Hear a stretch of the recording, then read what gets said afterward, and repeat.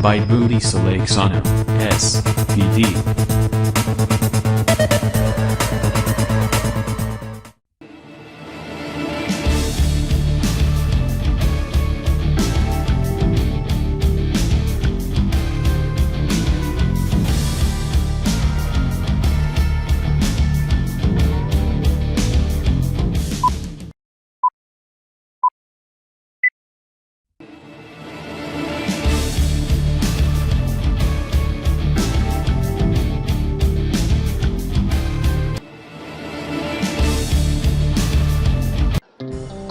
Pada kesempatan kali ini, kita akan membahas mengenai penerapan bioteknologi dalam kehidupan, khususnya di bidang pangan.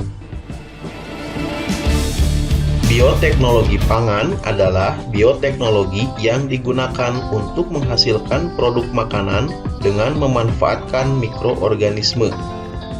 Beberapa contoh produk bioteknologi di bidang pangan yaitu tapai, yogurt, keju, tempe, kecap, roti, dan minuman beralkohol.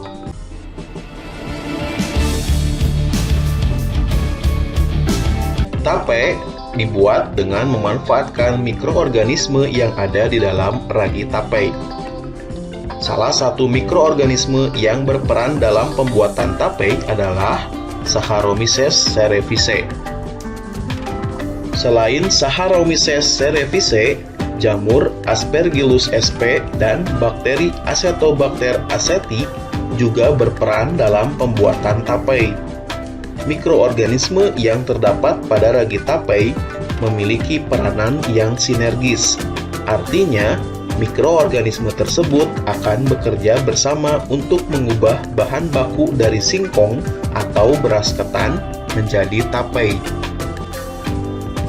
Selama pembuatan tape terjadi pemecahan atau hidrolisis amilum atau pati menjadi glukosa. Proses ini dibantu oleh jamur Aspergillus sp. Proses inilah yang membuat tape berasa manis. Glukosa yang dihasilkan dari proses tersebut difermentasi menjadi alkohol oleh Saccharomyces cerevisiae. Proses ini menyebabkan tapai memiliki aroma yang khas. Proses fermentasi yang dilakukan mikroorganisme dalam pembuatan tape merupakan respirasi anaerob. Artinya, dalam prosesnya tidak dibutuhkan oksigen. Rasa masam pada tapai disebabkan adanya kandungan asam cuka atau asam asetat. Asam cuka dihasilkan dari proses fermentasi alkohol oleh bakteri Acetobacter aceti secara aerob atau dalam keadaan terdapat oksigen. Fermentasi ini terjadi ketika pembungkus tape terbuka. Oleh karena itu, agar tape yang dihasilkan tidak terlalu masam, dalam pembuatan tape harus ditutup rapat. Yogurt merupakan makanan yang dihasilkan dari proses fermentasi susu dengan bantuan bakteri. Proses fermentasi susu menjadi yogurt melibatkan peranan bakteri asam laktat, misalnya Lactobacillus casei, Streptococcus thermophilus, Lactobacillus bulgaricus, dan Bifidobacteria. Dalam pembuatan yogurt, susu harus dididihkan terlebih dahulu pada suhu 85-90 derajat Celcius agar bakteri-bakteri lain mati dan protein dalam susu terdenaturasi atau mengalami kerusakan. Bakteri asam laktat mampu mengubah laktosa yang terkandung dalam susu menjadi asam laktat. Asam laktat inilah yang menyebabkan rasa masam pada yogurt.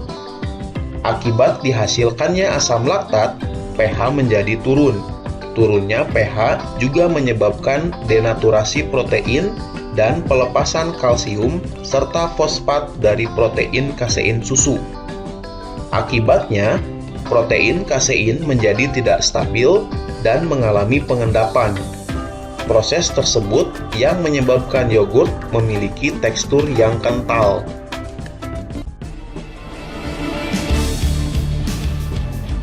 Keju merupakan makanan yang dihasilkan dari proses koagulasi atau pengentalan protein kasein susu. Selama proses pembuatan, susu biasanya dibuat dalam kondisi asam dan ditambahkan rennet. Pengasaman susu dapat dilakukan dengan menambahkan bakteri asam laktat seperti Lactococcus sp, Lactobacillus bulgaricus, dan Streptococcus thermophilus. Rennet merupakan kompleks enzim yang dihasilkan di dalam perut hewan ruminansia atau hewan mamah biak yang komponen penyusun utamanya adalah enzim renin atau enzim chymosin. Enzim renin merupakan kelompok enzim protease yang mampu memutuskan ikatan peptida dalam protein yang menghubungkan asam amino satu dengan yang lain. Enzim inilah yang berperan penting dalam pemisahan dan pengentalan protein kasein dalam susu, sehingga terbentuk bagian padat yang disebut dengan dadih, dan bagian yang cair disebut dengan air dadih.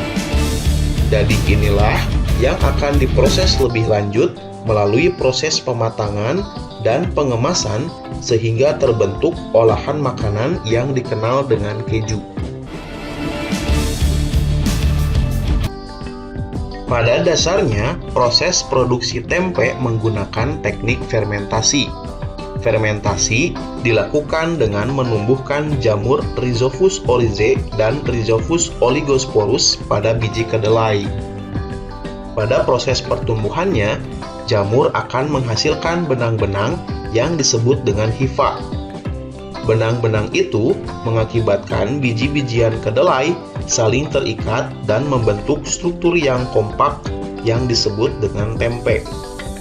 Pada waktu pertumbuhannya, jamur juga akan menghasilkan suatu enzim protease yang dapat menguraikan kompleks protein yang ada pada kedelai menjadi asam amino yang lebih mudah dicerna oleh tubuh kita. Inilah alasan yang menjadikan tempe lebih mudah dicerna oleh tubuh kita daripada kedelai. Kecap merupakan salah satu produk hasil bioteknologi yang terbuat dari kacang kedelai. Secara tradisional, proses pembuatan kecap melibatkan proses hidrolisis dan fermentasi dengan menggunakan jamur Aspergillus oryzae, Aspergillus soya, dan Aspergillus wendti. Di Jepang, proses fermentasi dalam pembuatan kecap juga melibatkan Saccharomyces cerevisiae dan spesies Lactobacillus untuk menghasilkan aroma khas. Pada tahap awal pembuatan kecap, kedelai dicuci hingga bersih, kemudian direbus hingga matang. Selanjutnya, kedelai yang telah direbus ditaburi dengan kultur jamur. Kemudian, dicampur air garam dengan jumlah tertentu. Setelah beberapa waktu, jamur akan berkembang, menghasilkan enzim yang mampu menghidrolisis amilum menjadi gula sederhana dan menghidrolisis protein menjadi asam amino. Gula sederhana dan asam amino akan mengalami reaksi membentuk ikatan aminoglikosida sehingga menghasilkan warna coklat gelap. Dari proses tersebut akan terbentuk campuran butiran biji kedelai dan cairan kental berwarna coklat gelap. Selanjutnya, campuran ini disaring untuk memisahkan cairan dengan butiran biji kedelai. Cairan coklat gelap tersebut selanjutnya dipanaskan untuk mematikan jamur maupun bakteri. Cairan inilah yang dinamakan kecap yang biasanya dikemas dalam botol.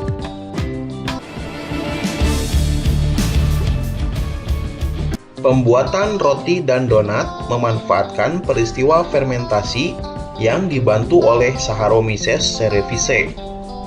Fermentasi yang dilakukan oleh Saccharomyces cerevisiae menghasilkan banyak gas karbon dioksida dan sedikit alkohol.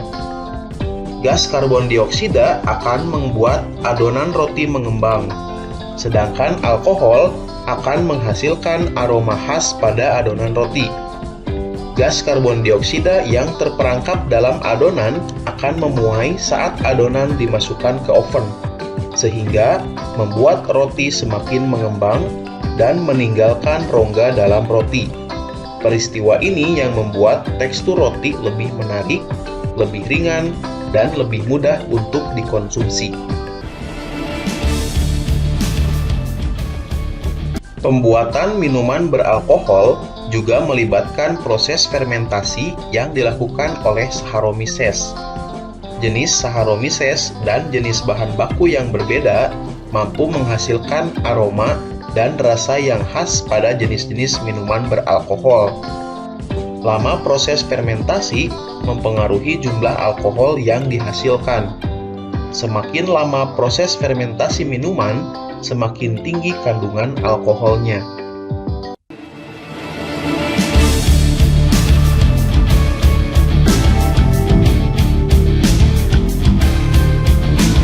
Terima kasih sudah menonton video ini.